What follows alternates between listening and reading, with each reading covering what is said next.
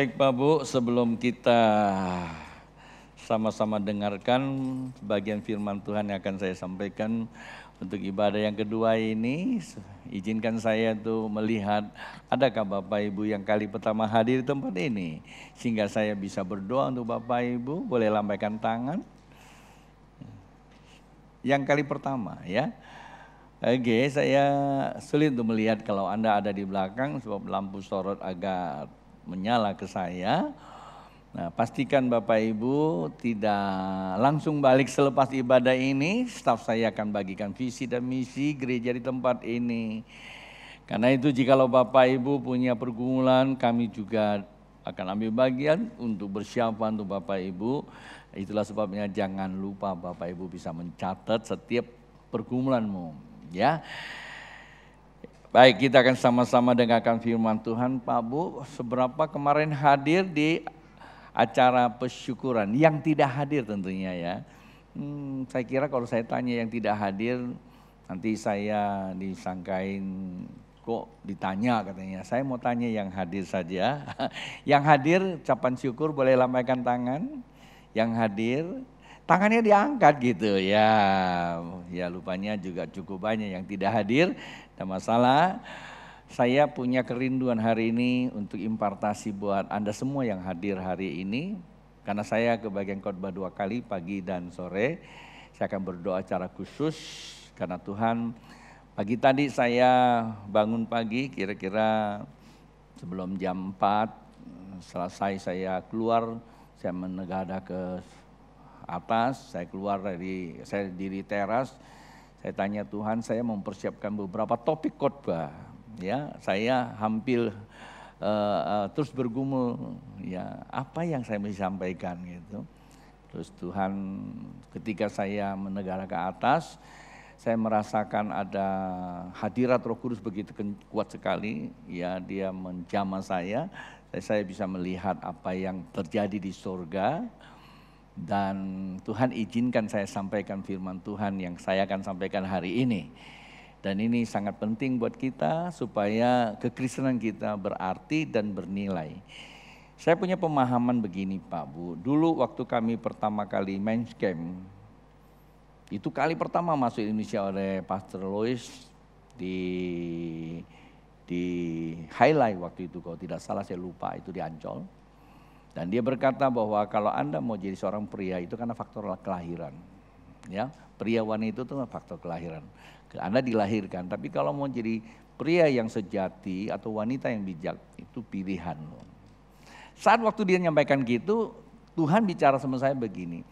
Kalau kita tua itu faktor kehidupan. Suka tidak suka kita hidup di dalam waktu yang hidup. Anda taruh di gudang saja dikasih makan tetap tua juga kok. Ya, pernah ada seorang jenderal Jepang 30 sekian tahun di hutan, dia tetap tua juga, tapi tuanya enggak berarti apa-apa.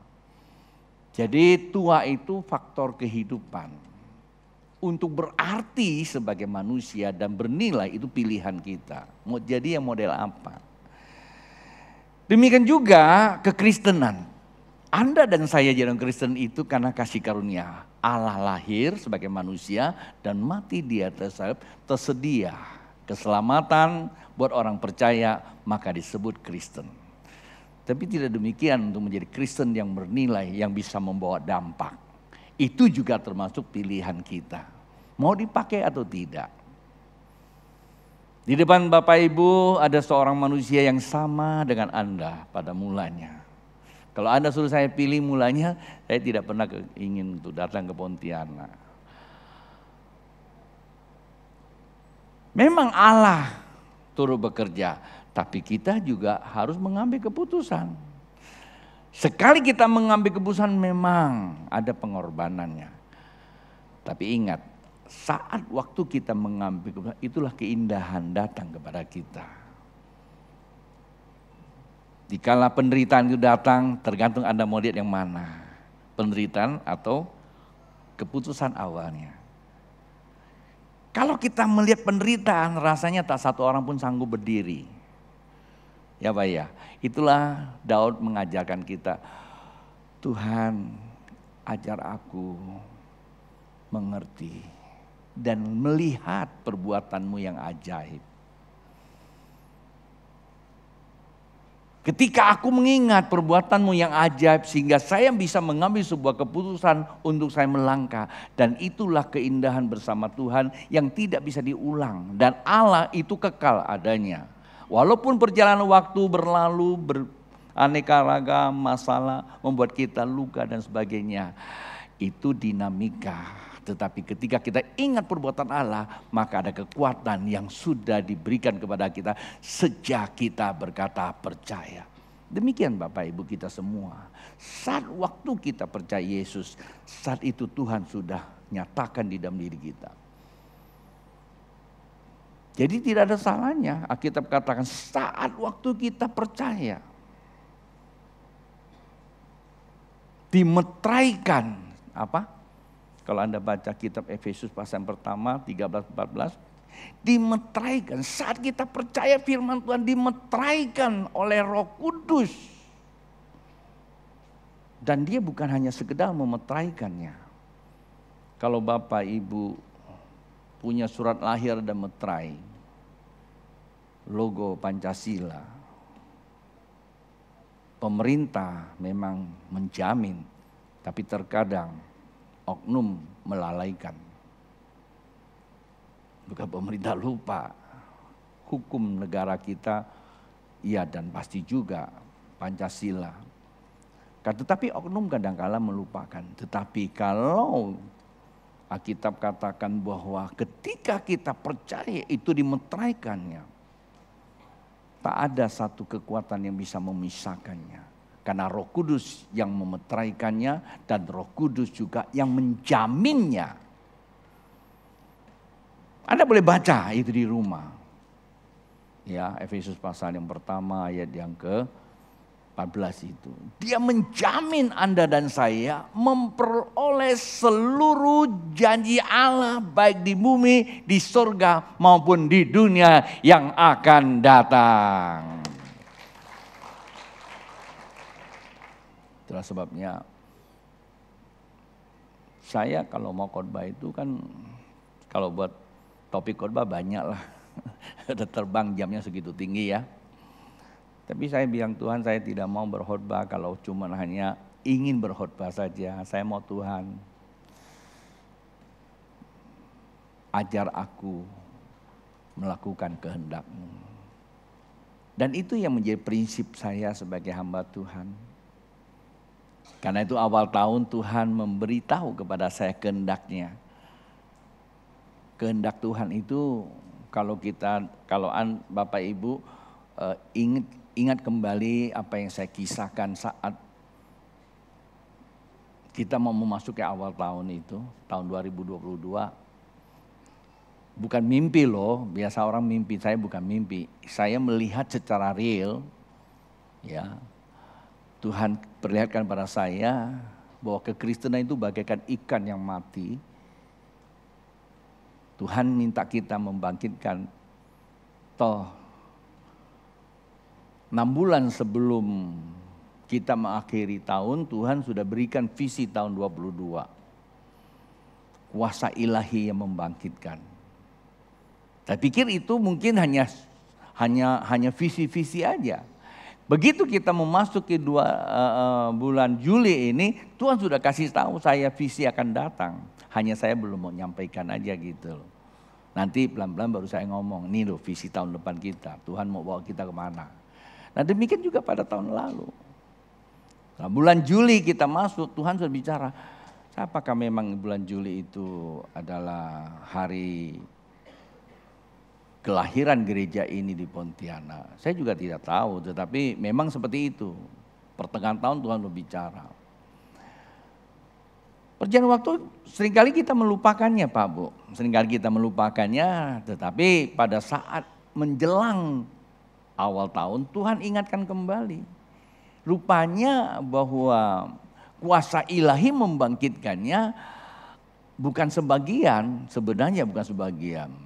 Hampir keseluruhan kekristenan itu seperti itu. Ikan yang mati atau ikan yang mabuk, ikan yang tertidur tak berdaya. Pengertiannya apa? Orang Kristen dan orang dunia itu tidak bedanya gitu loh. Kan udah sering disinggung. Nah, Tuhan kasih saya lihat kehendaknya apa. Kehendak Tuhan bangkitkan mereka. Pak, Bu, kalau hari ini kita ada di tempat ini, ada di tengah keluarga Sam 21, kita syukuri 30 tahun. Saya berkata terus terang aja, saya bangga dengan Tuhan, saya bangga dengan jemaat yang setia, yang terus berdoa. Itu gereja ini kalau enggak, kenapa? Saya masih ada di sini 30 tahun itu kan suatu mujizat juga. Ya mujizat loh. Tanya istri sayanya, berulang kali saya pengen pulang ke Jakarta. Saya selalu merasa tempat saya bukan di Pontianak. Bahkan kesempatan banyak sekali loh. Brother Irwan salah satu, ya saya katakan Irwan itu yang jadi saksinya ketika saya mau datang masih digoda untuk tidak datang. Bukan digoda saja, diberikan fasilitas hidup yang luar biasa gitu. Dan beliau minta teman-teman di Pontianak doakan supaya Pak Tony tetap bisa ke Pontianak. Dan memang doa Bapak Ibu yang membuat saya ada di sini. Doa Bapak Ibu, kecintaan Bapak Ibu, kesetiaan Bapak Ibu yang saya hadir di sini. Maka saya berterima kasih loh. Jadi kalau saya masih ada di sini bersama Bapak Ibu 30 tahun itu bukan karena saya mau, tapi karena Tuhan pakai Bapak Ibu. Nah, lalu dekade ketiga berikutnya kita mau buat apa? Ayo, sebagai orang yang telah mengambil keputusan bersama-sama dalam keluarga Sam 21, saya berpendapat kita harus buat sesuatu. Tahun 2022 adalah tahun kebangkitan untuk membangkitkan orang-orang yang tertidur itu. Supaya imannya bangkit kembali. Kekristenan itu harus beda, harus bernilai. Tidak hanya memenuhi gereja, tapi harus memenuhi kehendak Allah, itu penting. Kehendak Allah itu apa? Kehendak Allah pada kita itu membangunkan mereka. Yang kedua apa? Mereka akan menjadi pohon yang kokoh. Pohon yang berbunga, berbuah, dan buahnya menarik banyak orang. Masa sih cuma duren aja menarik orang? Nggak apa-apa lah kalau buah durian menarik kita. Tapi kita ini kan bukan durian, kita ini anak Allah, harus lebih menarik gitu. Kita ini produk buah roh, ada roh bekerja dalam diri kita. Itu sebabnya tadi waktu lagi duduk sini saya enggak mau banyak komen. Saya rasakan hadirat Tuhan, saya melihat dan Tuhan memperlihatkan saya sorga. Saya mau kasih tahu Bapak Ibu, Anda mau percaya tidak percaya terserah lah ya. Kalau tidak percaya sorga, nanti saya khawatir tidak punya tempat di sorga. Sorga itu lebih meriah daripada kita akibat Bapak Ibu kesini. Saya kaget tadi itu. Jadi rupanya di sorga itu ada klaster-klasternya buat orang yang mempunyai perjanjian. Sebab karena Alkitab kata bila mana ada seorang saja yang bertobat, sorga itu bersorak-sorai. Nah ini ratusan orang yang datang ke tempat ini, kita lupa Pak Bu. Kita pikir cuma hanya dipengaruhi oleh musik dan penari. Tapi kita lupa bahwa sorga itu lebih besar bersoraknya daripada kita. Maka saya selalu ingatkan para tim musik, tim dancer semua, kalau Anda maju di sini bukan Anda membuat untuk orang lihat atau kita suka, tapi pada saat itu kita sedang kolaborasi dengan sorga. Ayolah mata kita lihat sebentar ke sorga. Kalau Anda tidak suka lihat sorga, nanti kita tutup mata, saya khawatir sorga nggak punya tempat. Halo? Ingat. Jadi mulai saat sekarang ini kita terus namanya divine connection. Punya koneksivitas di sorga. Dari situ kita baru bisa namanya divine explosion. Ada ledakan-ledakan ke sorga di tengah kehidupan kita. Melalui apa? Tindakan-tindakan kita. Tahun ini ulang tahun Sam 21, saya sama sekali tidak ikut campur. Buat Anda yang hadir semalam kemarin pasti sudah dengar. Saya nggak ikut campur sama sekali. Apapun yang mau dibikin terserah, saya bilang Anda buat Tuhan. Saya cuma mau tahu bagaimana keterikatan hatimu kepada surga, bukan pada saya. Dan ternyata Tuhan lihat kepada saya. Tahun ini pengucapan syukur kita spesial banget. Spesial banget. Banyak hal spesial. Apa sih? Susah diceritakan. Pokoknya spesial. Karena saya tahu banget. Sampai keluarga kami coba selidiki sebentar satu persatu. Memang kita pernah 25 tahun kita bikin banyak. Itu kan karena kita yang mau. Bahkan panitianya itu David tuh. Saya tunjuk waktu itu ya. Anak saya sendiri kita mau buat 25 tahun. Ya karena kita buat. Tapi kali ini kami sama sekali tidak campur. Biarkan jemaat yang buat sendiri. Hari ini kita masih lihat walaupun sebagian yang tidak hadir. Betapa pentingnya mengingat perbuatan Tuhan. 30 tahun lalu kalau cerita itu keputusannya itu iya dan amin. Walaupun ada tarik menarik. Nah pada saat saya melihat surga ada bisikan yang sangat halus sekali. Tuhan bilang begini sama saya, kalau engkau mau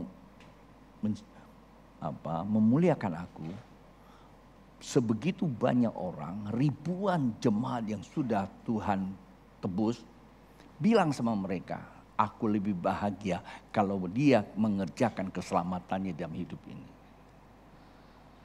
Artinya kita semua bukan hanya cuma dengar, kerjakan keselamatanmu apa? Kalau kamu merasa diselamatkan, ayo sebelum kita menutup 2022, kita bawa satu orang kepada Tuhan. Artinya kita sudah lakukannya. Satu aja gak usah banyak. Doakan mulai hari ini. Catat namanya adopsi. Pada saat waktu Natal kita, Tuhan ini yang aku bawa kepadamu. Karena kemarin saya selesai khotbah, saya gak tahu orangnya ada di sini atau tidak. Tapi saya akan pinjam mereka. Ada satu pasang keluarga datang. Di jumlahnya mungkin 4 atau 5 orang. Minta dibaptis. Dan kali pertama datang ke gereja. Itu hadiah. Saya ingat 30 tahun lalu ketika saya khotbah untuk datang ke Pontianak. 2 orang bertobat. Itu satu. Dan yang kedua ada satu anak muda. Masih muda sekali. Kali pertama juga hadir ke gereja. Dia nggak tahu duduk di mana. Dia bisik sama saya, maaf kalau Anda di sini karena saya nggak sebut nama. Pertama ke gereja dan pertama terima Yesus saya doakan. Dia bilang tadi ada yang teriakin dia. Kencang sekali. Karena waktu saya doa Tuhan kasih saya lihat. Kamu akan dipakai Tuhan. Akan pakai Tuhan dalam hal mengelola pertambangan, saya bilang. Tapi usia di atas 30 tahun. Saya tanya sekarang kamu kerja apa? Masih kuliah. Matanya berbinang-binang. Dia bilang, karena dia belum ngomong, baru dia bisikin saya. Dia bilang, Pastor, tadi saya duduk sana, Tuhan bilang, rumahmu di sini dan kamu akan kujadikan donatur gereja ini. Saya kaget juga. Dia kaget, saya juga kaget. Kok ada manusia bisa ngomong seperti itu? Bukankah awal tahun Tuhan pernah katakan bahwa Tuhan akan bangkitkan orang-orang yang relatif masih muda. Itulah saya mempersiapkan generasi muda di pemuda, remaja, anak. Anda akan dipakai Tuhan.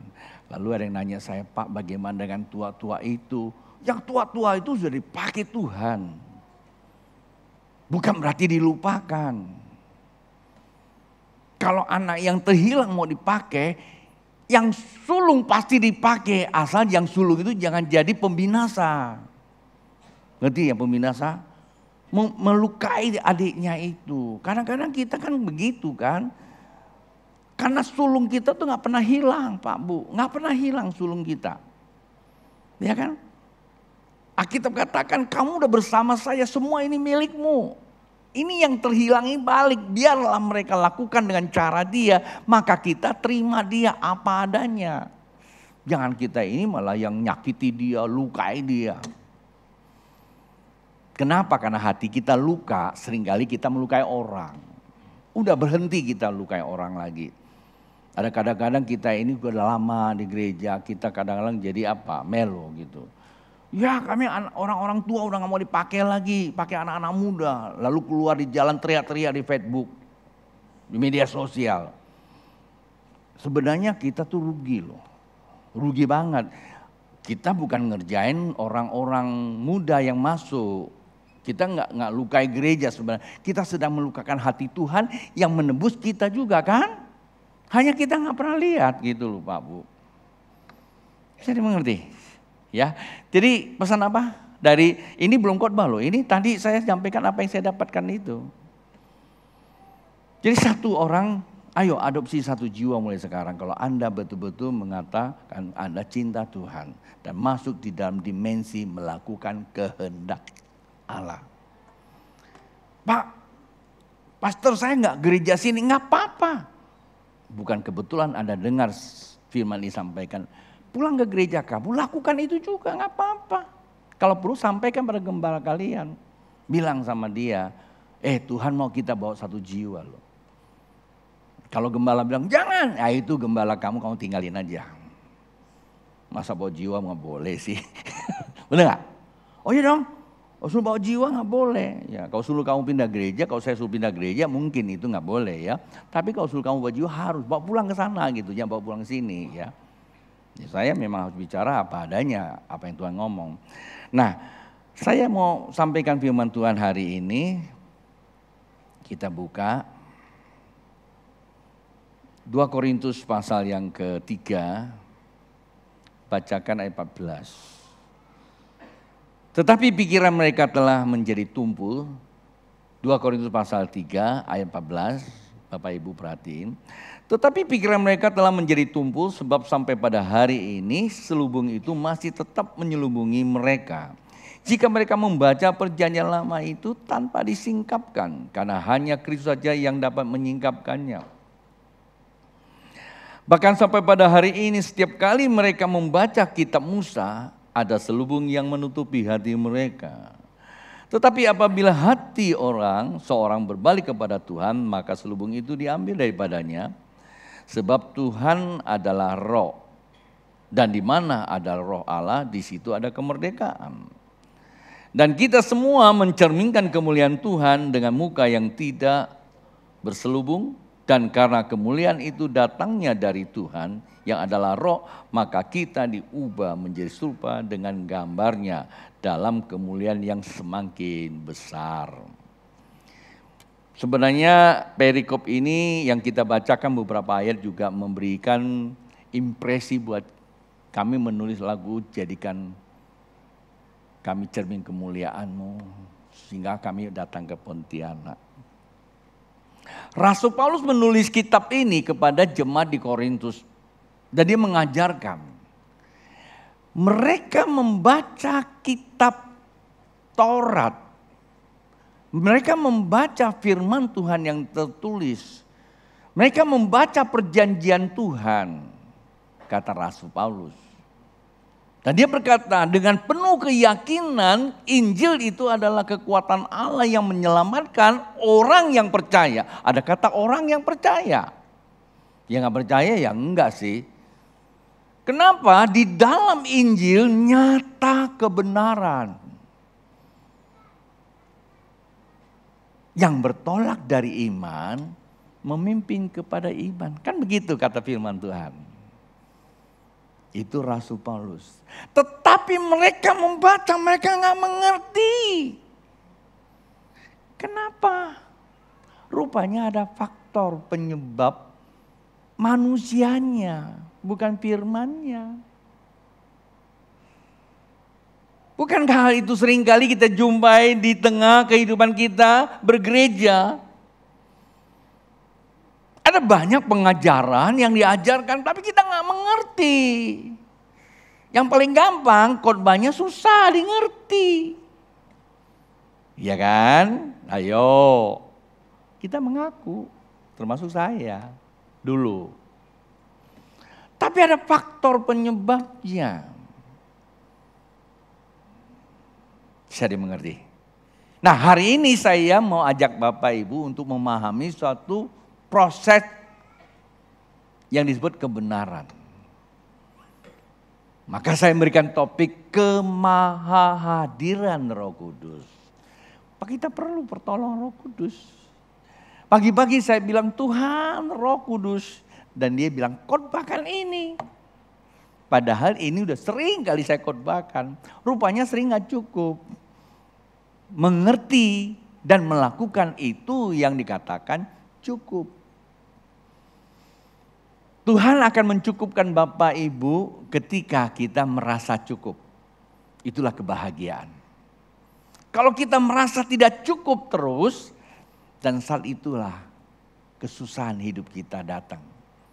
Cukup, Tuhan akan mencukupkan. Jadi peran Roh Kudus itu penting sekali Pak Bu. Boleh bilang sama kiri kananmu, peran Roh Kudus itu penting sekali. Pak Bu, Roh Kudus bekerja, ya, Roh Kudus bekerja tidak diatur oleh manusia. Kadang-kadang kita ini suka mengatur Roh Kudus. Saya punya pengalaman pekerjaan Roh Kudus. Pengalaman saya pribadi pada waktu kami ada di Toronto, di Pensacola ya, di beberapa tempat lah kejadian.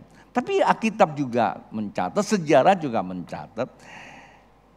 Hampir semua catatan yang pernah saya baca, yang saya tahu, cara Roh Kudus bekerja nggak sama.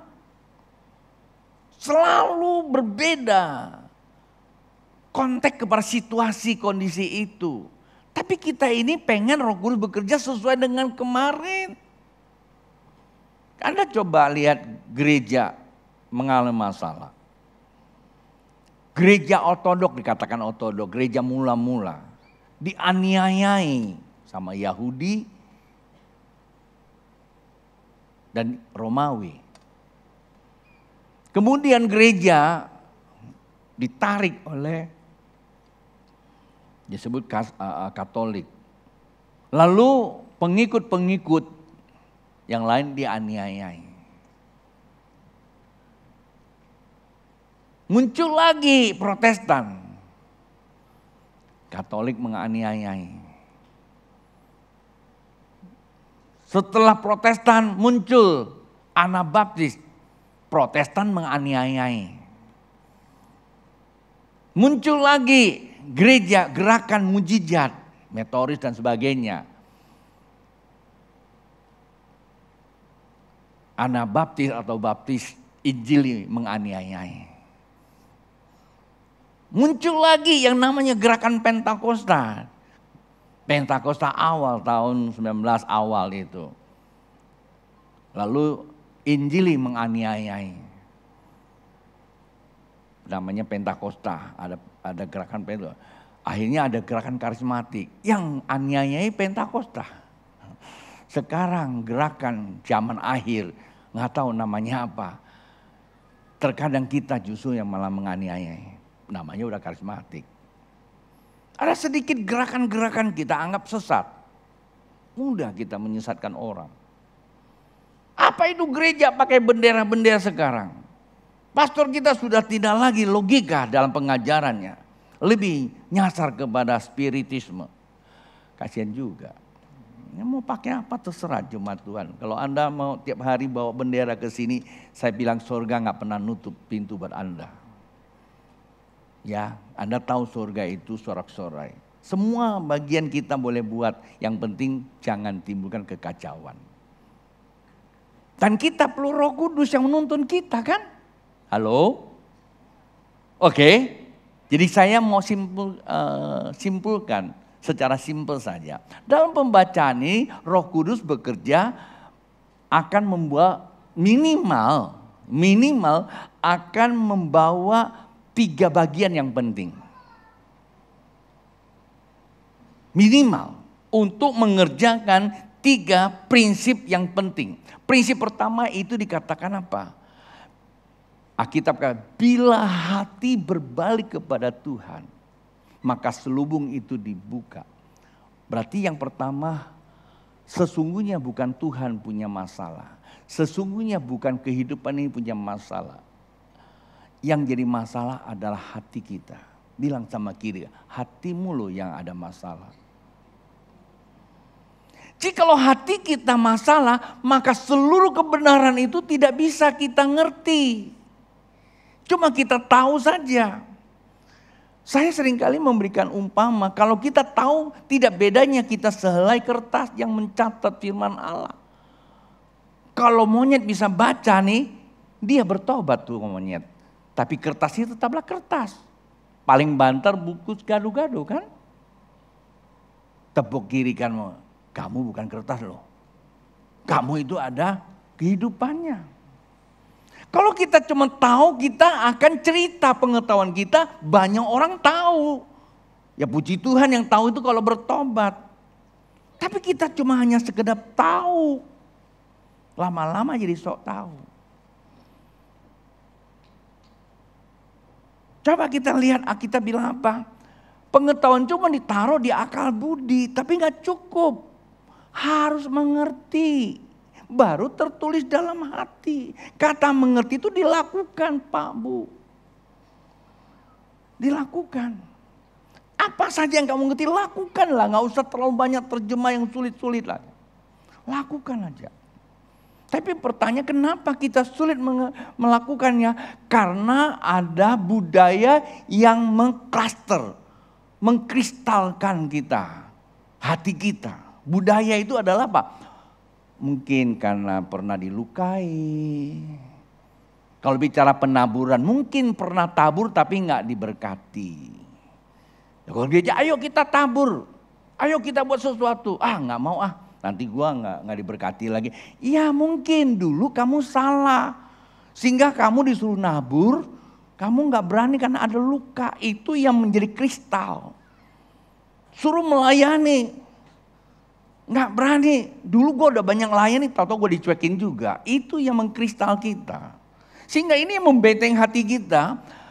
Hei, kalau kita buat salah, kalau kita dilukai atau kita dibuat sesuatu, itu ada satu dinamika aja. Tapi kadang-kadang kita membiarkan itu membekas, dan bekas itu menjadi kristal, menutup, mencemarkan hati kita. Akibatnya yang benar gak bisa masuk. Melekat di pikiran. Kita gak pernah lihat kemuliaan Tuhan. Padahal kita tahu loh ya. Kitab Ibrani pasal 8-10 bilang apa? Ini perjanjian di lembaran baru yang Tuhan berikan kepada umat Israel. Yang ditulis oleh Yeremia. Ini untuk bangsa Israel. Tapi sesungguhnya itu buat kita, karena apa? Karena ditulis oleh penulis kitab Ibrani. Tuhan katakan, ku taruh perjanjian baruku pada akal budimu, tertulis dalam hati. Memang pengetahuan itu perlu. Kalau nggak ada pengetahuan kita nggak bisa buat apa-apa Pak Bu. Tahu itu penting. Ada yang kasih tahu kita, ada pengkhotbah kasih tahu kita, tapi nggak cukup. Pengkhotbah tidak bisa buat itu masuk ke hati kita Pak Bu. Kalau pengkhotbah menyampaikan pengetahuan itu namanya apa? Kasih karunia. Tapi itu masuk dalam hati itu adalah pilihanmu mau lakukan atau tidak. Contoh aja lah kadang-kadang kalau pengkhotbah bilang, mari siapa yang mau didoakan, diberkati ayo. Kita gak berani tuh. Hatinya bilang kemarin gue doain begitu-gitu juga. Tapi begitu ada satu orang maju semua ikut maju. Ini digerai Tuhan atau digerai temannya nih? Pastor bukan lagi singgung, cuma kasih tahu aja di mana-mana sama. Saya kalau disuruh khotbah di gereja lain, saya kadang-kadang kaget. Satu hari saya khotbah di satu gereja, Bapak Ibu hari ini Tuhan mau berkati. Siapa yang mau diberkati maju. Itu ratusan orang semua maju ke depan, kayak kaget. Pikir kenapa ya? Rupanya kalau gereja lain melihat saya, dianggap ini barang asing. Seru juga dia bilang. Maka karena pendeta suka khotbah di gereja lain, kenapa? Seru banget gitu loh. Kalau gereja sendiri apa? Ah, dia lagi. Ya, kan bisa seperti itu Pak Bu. Ada yang mengkristal. Maka Alkitab katakan jikalau hatimu berbalik kepada Tuhan, tidak ada kata lain. Tuhan loh, kata Rasul. Hanya Kristus yang bisa mengangkat selubung itu. Bila hati itu berbalik kepada Tuhan, maka selubung itu diangkat. Coba kita lihat di dalam Lukas pasal 24. Ini ada pengikut Kristus. 24 ayat 15, 16 ya coba ya. 15, 16. Dikatakan begini.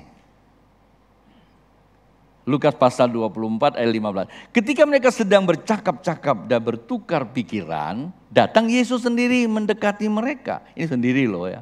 Bukan Roh Kudus nih. Lalu berjalan bersama-sama dengan mereka. Ayat 16. Tetapi ada sesuatu yang menghalangi mata mereka. Sehingga mereka tidak dapat mengenal dia. Ada yang menutup. Padahal ini murid Kristus loh. Muridnya Tuhan. Mereka biasa ngelihat Yesus modelnya begini. Nah tiba-tiba yang datang pada dia. Kristus yang sudah dimuliakan. 31-nya bilang begini, ayat 31-nya. Ketika itu terbukalah mata mereka dan mereka pun mengenal dia. Tetapi ia lenyap dari tengah-tengah mereka. Kata mereka seorang kepada yang lain. Bukankah hati kita berkobar-kobar ketika ia berbicara dengan kita di tengah jalan. Dan ketika ia menerangkan kitab suci kepada kita. Kristus diperbincangkan. Kristus diperbincangkan, tapi tidak mengenal. Kadang-kadang kita ngomong, oh, saya kan orang Kristen. Tapi kita tidak tahu posisi kita tuh di mana. Kadang-kadang sikap perilaku kita sudah memalukan, tapi kita masih ngaku Kristen. Itu yang kadang saya agak heran juga. Ada banyak orang. Itu dikatakan ikan yang mati itu. Kristen dan non-Kristen tidak ada bedanya. Tahun ini saya banyak melayani orang Kristen, bahkan pendeta juga. Beberapa pendeta, saya bilang, ayo, kamu itu pendeta, udah ngerti, udah belajar sekolah teologi. Kok masih aja punya pikiran yang sebegitu dangkal, saya bilang. Kata dangkal saya itu, dianggap cerai itu udah barang murahan. Dianggap bisa itu barang murahan. Lu gak tahu ya, pikiran itu membuat Tuhan itu sedih, nangis buat kamu, saya bilang. Ya itu, ada yang menutup. Maka mereka ini bincang tentang Yesus tapi tidak mengerti Pak Bu. Dia bilang, saat waktu firman itu disampaikan, tiba-tiba mereka, dia siapa? Ya Yesus. Dan dia hilang. Ini bicara apa? Ini bicara divine connection. Salah satu mereka bilang, pantesan tadi waktu dia sampaikan firman Tuhan itu hati kita berkobar-kobar. Dan kita baca kitab gimana? Dengan khotbah bagaimana? Kita banyak nolak atau hati kita berkobar-kobar? Ada namanya gelora cinta. Coba kalau waktu kita pacaran, kekasih kita tulis surat cinta kita bacanya hati bergelora. Itu namanya divine connection. Tapi kok kita cuma dengar firman Tuhan, cuma dengar aja gitu. Kita baca biasa aja begitu. Satu hari berapa ayat firman Tuhan kamu baca? Kalau susah baca udah dengerin aja. Sekarang udah ada video ada audio kok. Saya minimal 10 atau 20 ayat. Pasal saya mesti ikuti tiap hari. Baca, dengar. Mau tidur pun saya dengar itu. Karena saya tahu bahwa itu sumber kehidupan kita. Karena itu suara Tuhan ada rohnya. Dan itu yang membuat kita jadi apa? Nah ini dia jadi bahagianya. Berikutnya lagi Lukas pasal yang masih sama ya. Lukas pasal 24. Yang 33-nya. Lalu bangunlah mereka dan terus kembali ke Yerusalem. Di situ mereka mendapati ke-11 murid itu, mereka sedang berkumpul bersama-sama dengan teman-teman mereka. Dengar apa maksudnya? Firman Tuhan yang bisa meneguhkan hati kita. Roh Allah yang akan membebaskan kita. Sehingga kita bisa mengerti kehendak Allah. Paham ya? Waktu kita mengerti kehendak Allah, hati kita bergelora. Dan Alkitab berkata pengertian itu bukan sekedar cuma hanya penyesalan. Penyesalan itu karena menyadari perbuatan, tidak. Dia ambil kebutuhan berbalik tuh. Anak terhilang berbalik. Kalau mereka apa? Kembali ke Yerusalem. Artinya apa? Kembali kepada habitat kekristenan. Yerusalem adalah rumah Allah.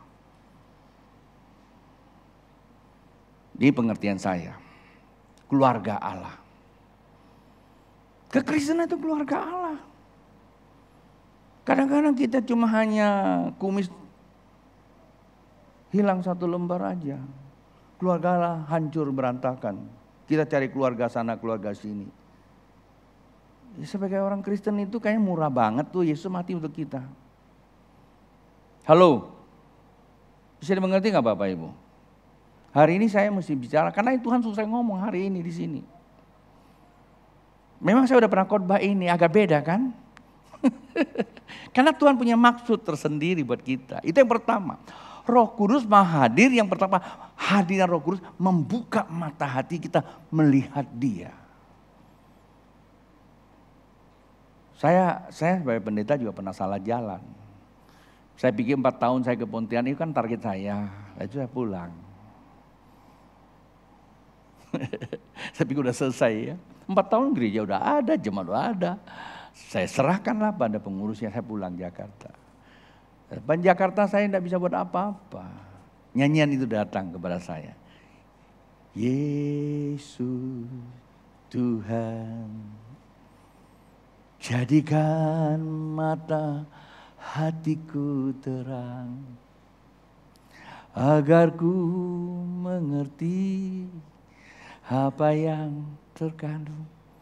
Saya bilang Pak Rombe, Pak Rombe mau nyanyikan lagu ini waktu saya pulang ke Jakarta. Jangan. Bisa-bisa kami nggak bisa pulang karena bisa air mata. Lalu saya ajak mereka nyanyi, soraklah. Tuh kami mau berpisah lu pulang. Masih saya ingat rombongan doa. Saya suruh nyanyi soraklah haleluya. Soraklah haleluya. Supaya tidak ada yang melo. Coba kalau lagu ini nyanyikan. Karena lagu ini kita dapatkan saat itu malam kami lagi menyembah Tuhan. Rupanya kita butuh hati kita melihat Tuhan. Betapa kaya panggilan Tuhan. Jadi Bapak Ibu hadir di sini. Betapa kayanya panggilan Tuhan buat kita. Bagaimana kita balasnya? 1 jiwa aja. Itu yang pertama.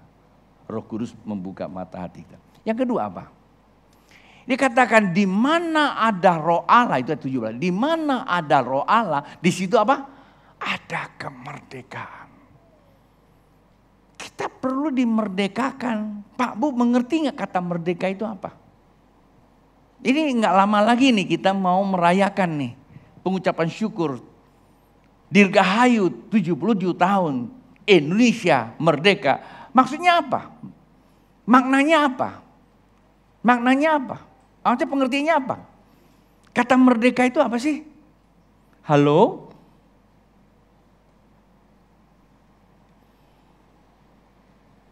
Sejak abad ke-13, 14, Nusantara hilang. Disebabkan karena ada persengketaan internal masuk Belanda 350 tahun. Masuk lagi Jepang kurang lebih 50 tahun ya. Saya kira-kira gitu, kalau salah maafkan saya. Sejarah saya gak gitu hafal. Indonesia dalam penjajahan.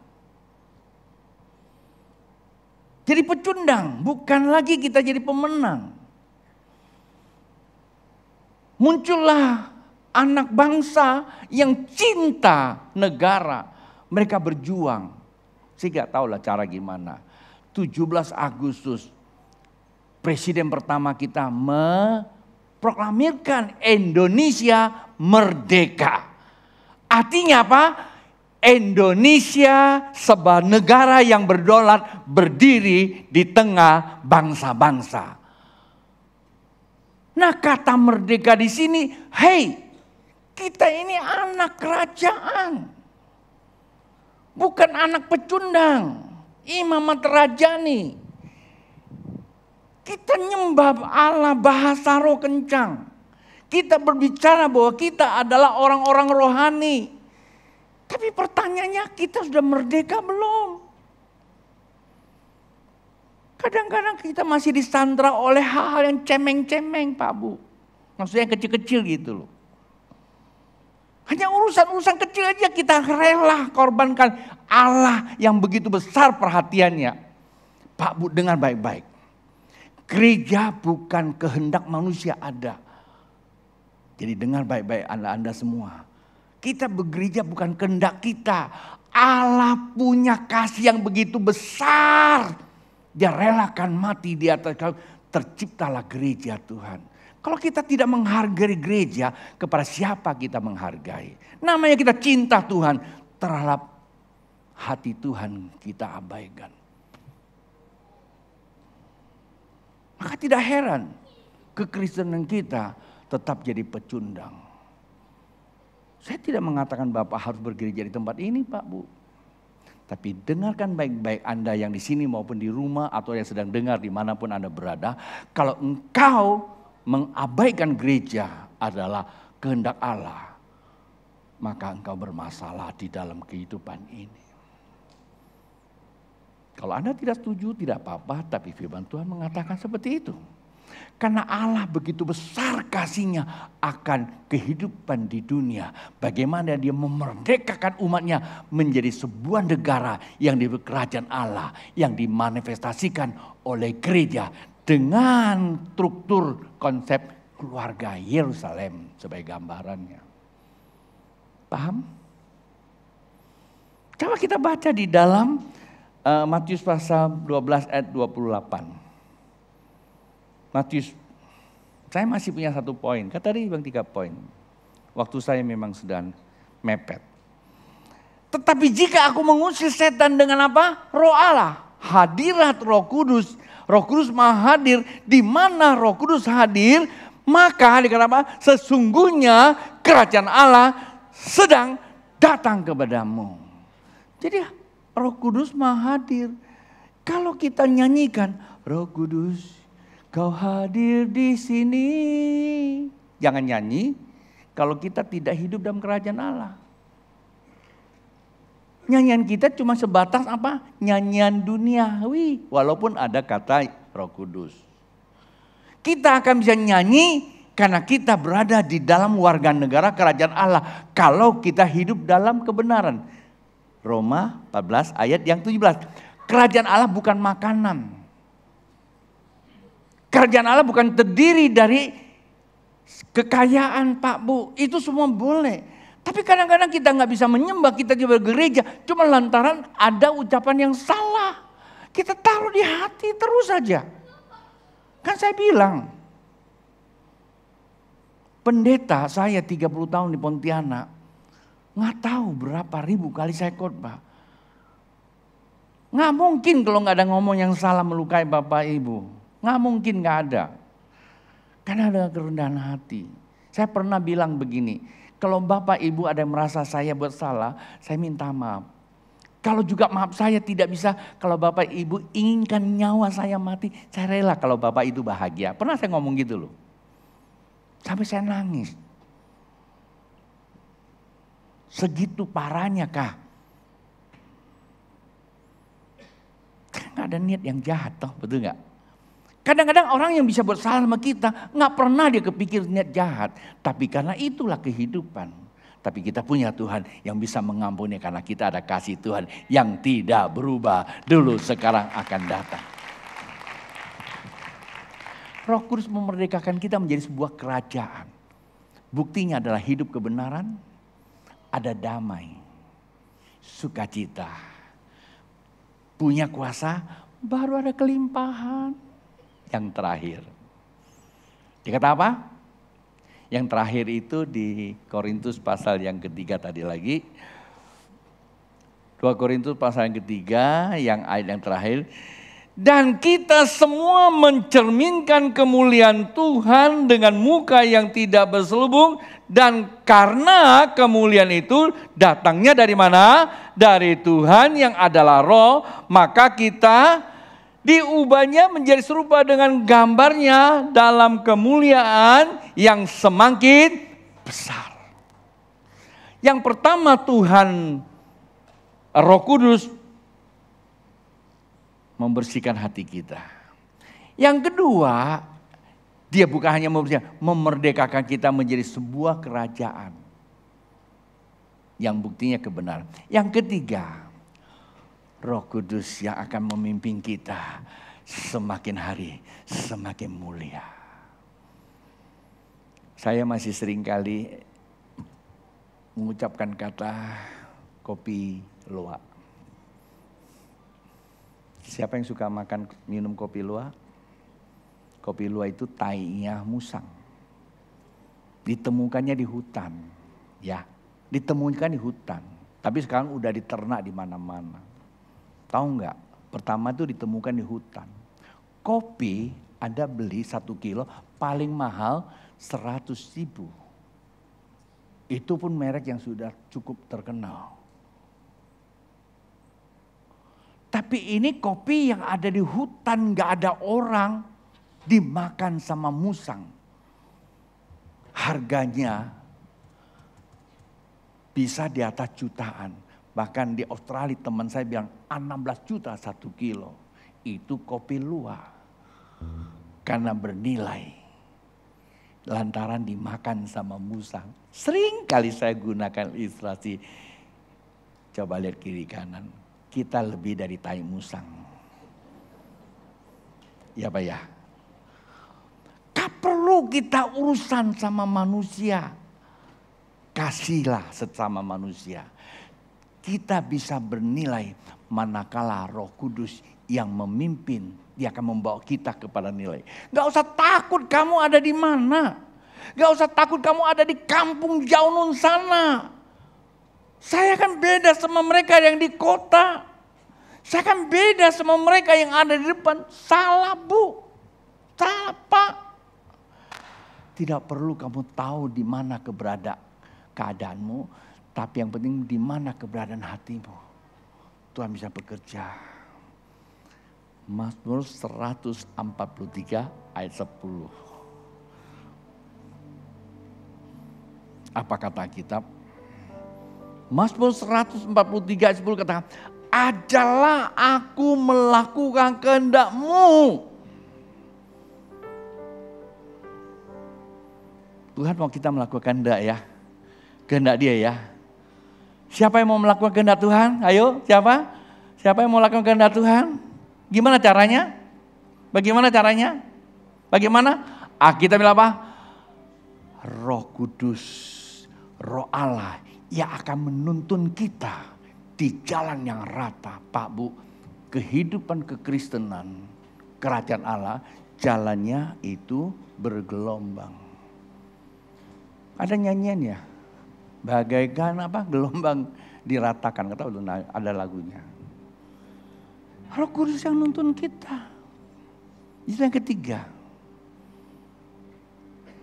Roh Kudus yang menuntun kita. Ayat terakhir. Filipi pasal 2 ayat 13. Bilang apa itu Alkitab? Filipi pasal 2 ayat 13. Karena Allah, karena Roh Kudus yang mengerjakan di dalam kamu baik kemauan maupun pekerjaan menurut kerelaan atau kehendaknya. Enak gak kalau Roh Kudus yang kerja? Enak.